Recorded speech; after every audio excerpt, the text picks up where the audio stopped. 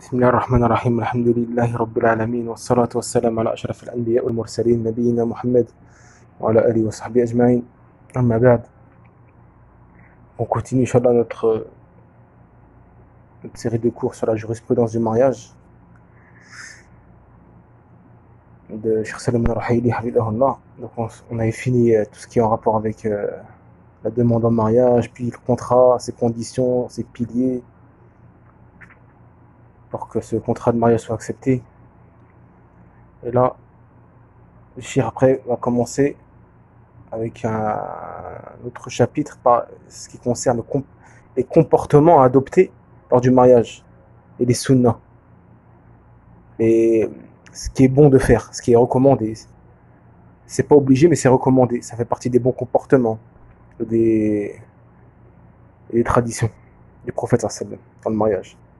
Donc le Cheikh dit, parmi les bons comportements, les sunnas, dans le contrat de mariage, et que celui qui va faire le contrat de mariage fait un sermon. Il fait un sermon lors du contrat de mariage. Il loue Allah et il dit l'attestation de foi et il prie sur le prophète sallam. Puis il fait un petit rappel, juste après il fait un petit rappel par rapport au bienfait du mariage. Et il conseille les deux époux, il leur conseille. Ça c'était connu à l'époque des salafs.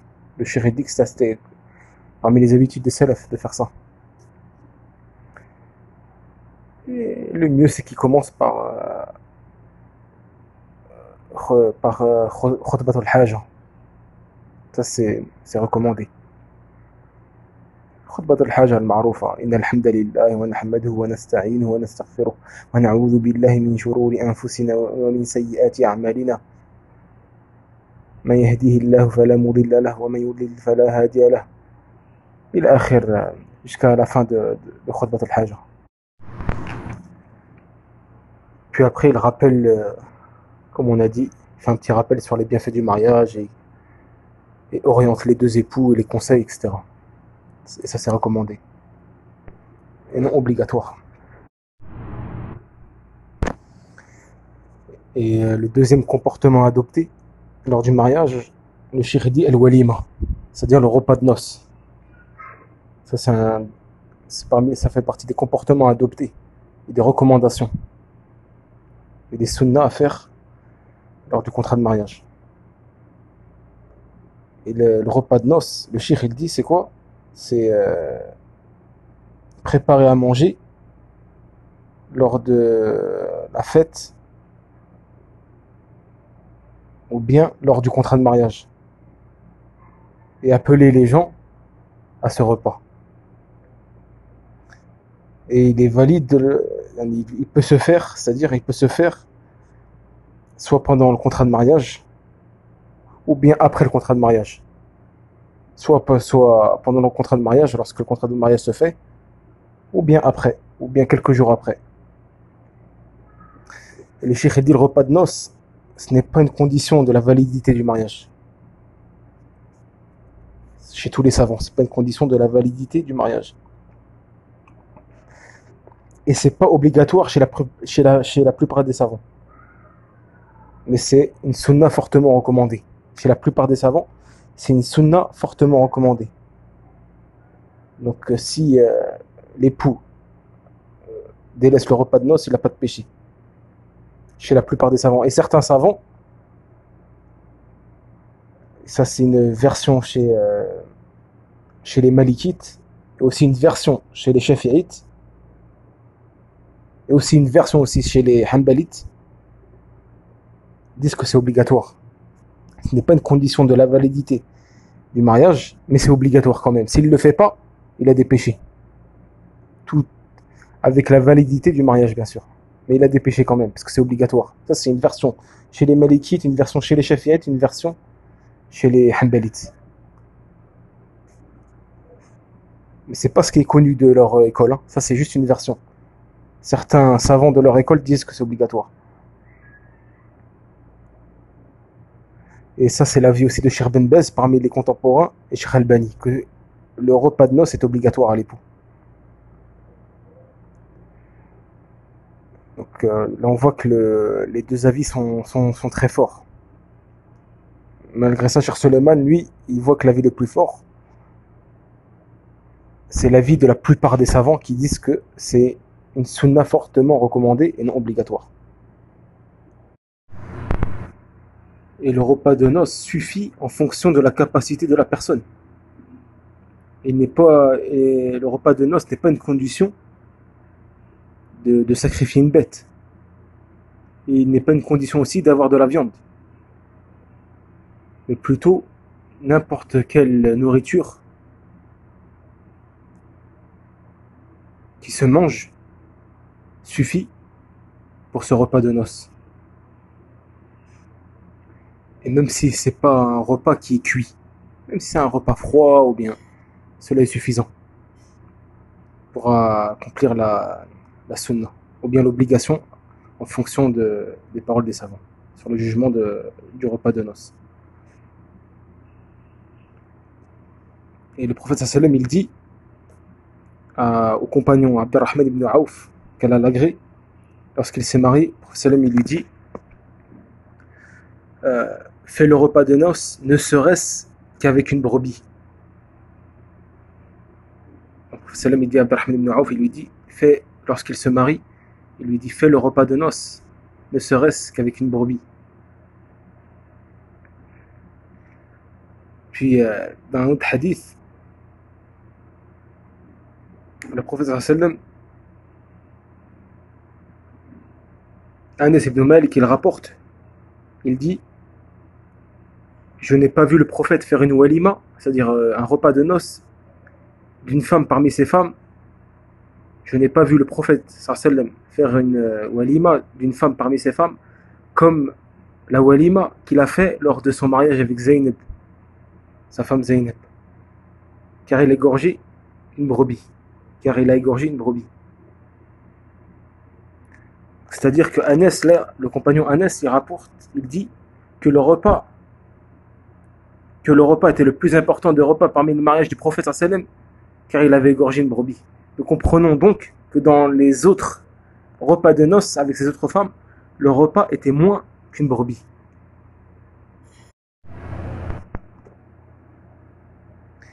Donc il est autorisé, comme on a dit tout à l'heure, de faire comme repas du mariage que ce qui est possible pour la personne, quelle que soit la nature de la nourriture, même si le repas ne comporte pas de viande, comme on a dit.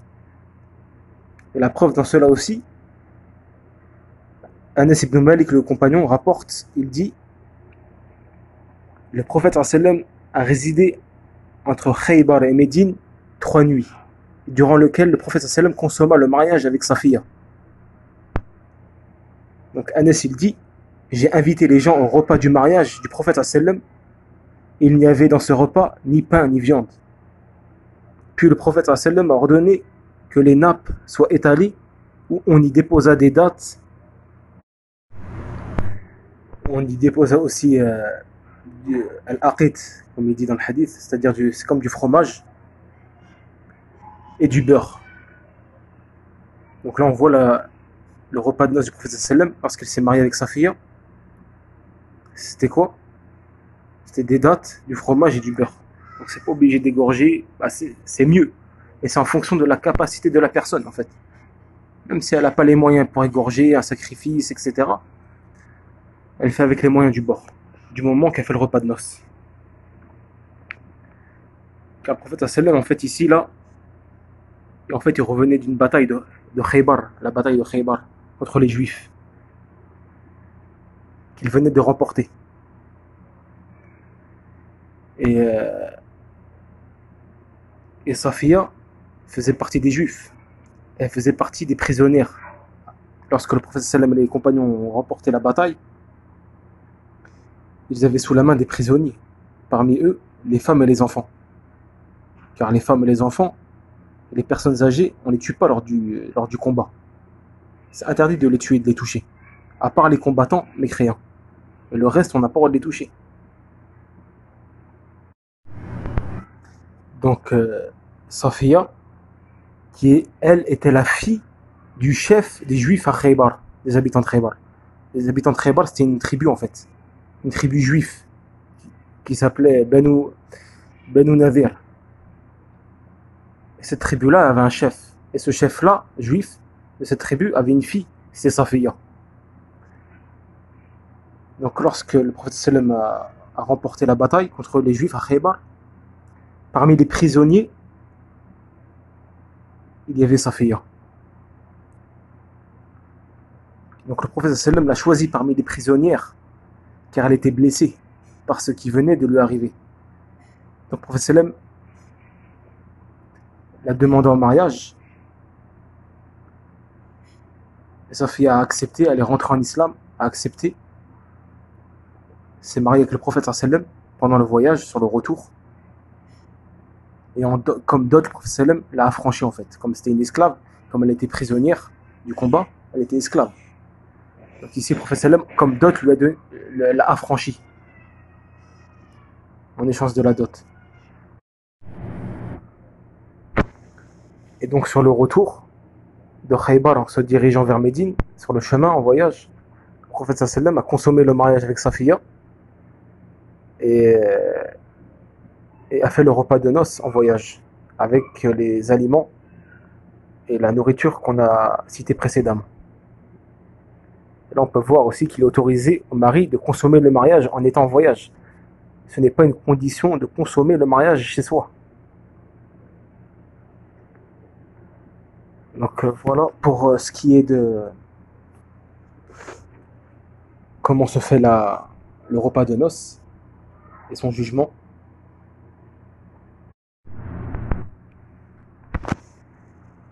Et le cheikh passe à une autre question.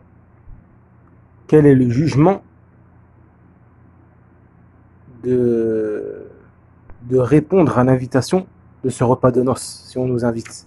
Quel est son jugement? Est-ce que c'est obligatoire, recommandé? Le cheikh il dit, répondre à l'invitation du repas de noces est obligatoire. C'est cela l'avis le plus fort entre les savants, que c'est obligatoire, sauf si on a une excuse valable. Pourquoi?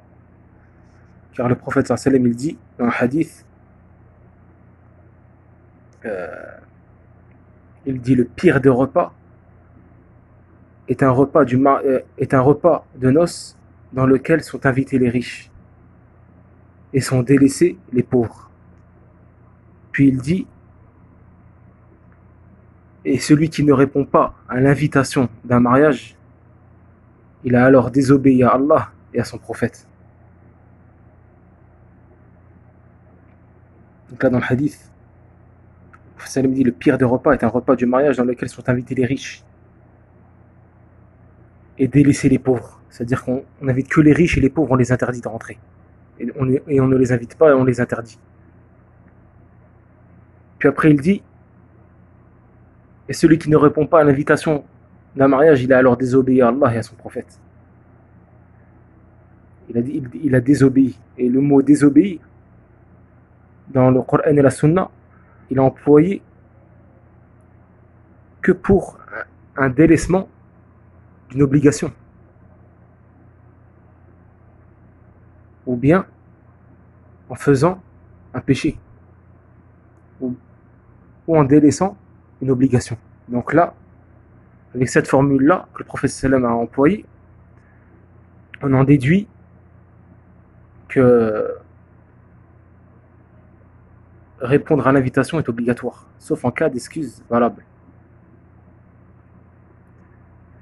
Le prophète sallam aussi dit dans un autre hadith, lorsque l'un d'entre vous est invité à un repas de mariage, qu'il y aille. Qu'il y aille. Sauf en cas d'excuse valable. Par exemple, il est en voyage, ou bien il est malade, ou bien il travaille à cette heure-là.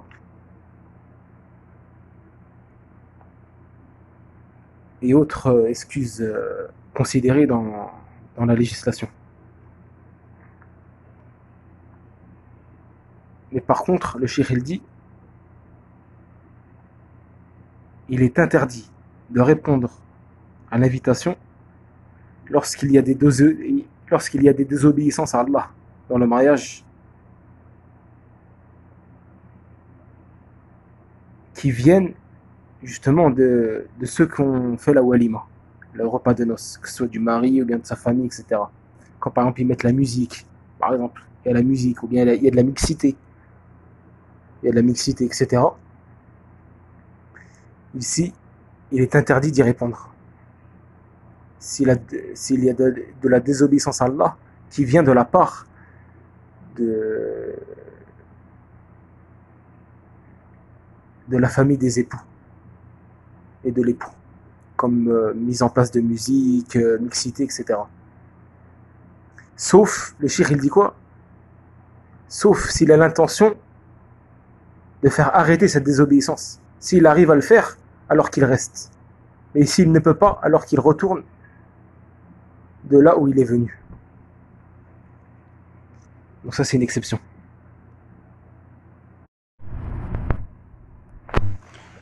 Et aussi parmi les comportements adoptés lors du mariage,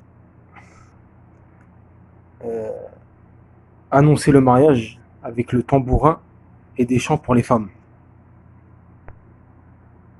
Donc le cheikh dit, il est autorisé aux femmes pendant le mariage de proclamer le mariage en utilisant le tambourin, le douf. Ça, c'est uniquement pour les femmes. Et de pratiquer des chants autorisés qui ne comportent pas des choses obscènes. Ça, c'est permis pour les femmes. Utiliser le tambourin, ça, c'est pour annoncer le mariage. Et utiliser et pratiquer des chants qui ne comportent pas des choses obscènes. Le prophète sallam, il dit dans un hadith, proclamer le mariage. Annoncer le mariage, proclamer le mariage.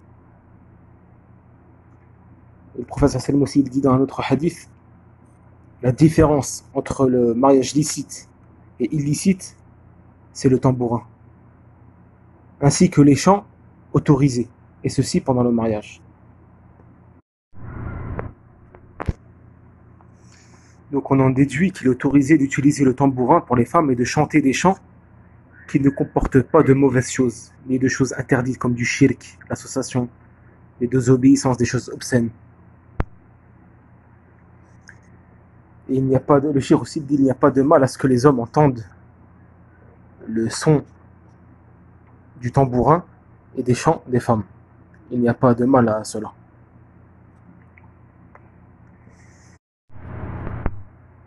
Et parmi aussi les comportements adoptés lors du mariage, et d'invoquer en faveur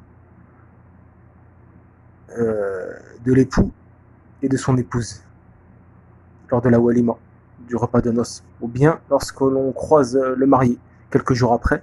Parmi les bons comportements, c'est d'invoquer en sa faveur et en faveur de son épouse. Comme le prophète sallam, lorsque le compagnon Abdurrahman ibn Auf se maria, le prophète sallam lui dit Barakallahu lak, c'est-à-dire qu'Allah te bénisse. Et dans un autre hadith, Abu Huraira il rapporte, il dit que le prophète sallam, il croisait un nouveau marié, il lui disait Barakallahu lak wa baraka alayk wa jama'a baynakuma fi khayr. C'est-à-dire qu'il lui disait qu'Allah bénisse pour toi ton mariage, te bénisse et vous unisse dans le bonheur. Donc ça, par exemple, tu dis ça lorsqu'il t'invite, lors du repas de noces, quand tu le croises, ou bien quelques jours après, si tu le croises. Parmi les bons comportements, tu t'invoques en sa faveur et en faveur de son épouse. Donc ici, le cheikh a fini avec les comportements et les sunnas du mariage. Et il passe à un nouveau chapitre, qui est le dernier de la jurisprudence du mariage, qui est la vie conjugale entre les deux épouses, ou bien qui est la bonne compagnie, ou bien la compagnie entre les deux épouses, entre les deux époux, pardon. Donc on va voir Inch'Allah au prochain cours. Wallahu a'lam wa sallallahu ala nabiyyina Muhammad.